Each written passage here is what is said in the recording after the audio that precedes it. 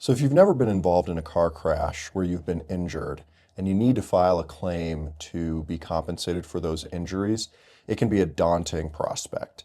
And in this video, I want to discuss a question that I get all the time, which is, Alex, how long is this going to take? How long until I'm compensated for my injuries?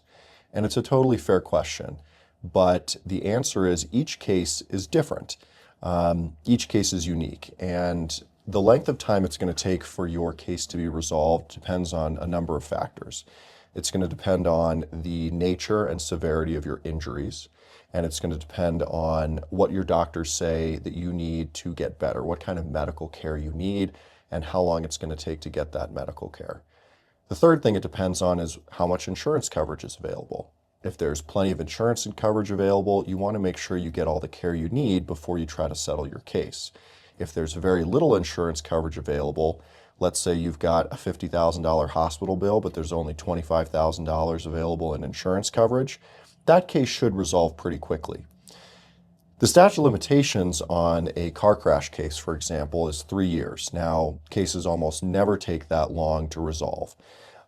Once a client reaches what we call MMI, or maximum medical improvement, or we have a future care need report from a doctor explaining, here's where the client's at right now, here's the care that they need in the future, here's how long it's going to take, and here's how much it's going to cost, we'll get a demand out to the insurance company. We'll give them a chance to do the right thing and pay you the compensation you deserve.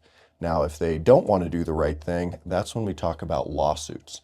And you want to be aware that the wheels of justice do turn slowly, but diligence is always favorable to rushing things. And clients should be aware of any attorney who is promising quick turnarounds, because if you don't take your time to really understand a client's injuries and their prognosis and what the future holds for them, you could end up trying to settle a case before the full extent of your injuries and damages are known.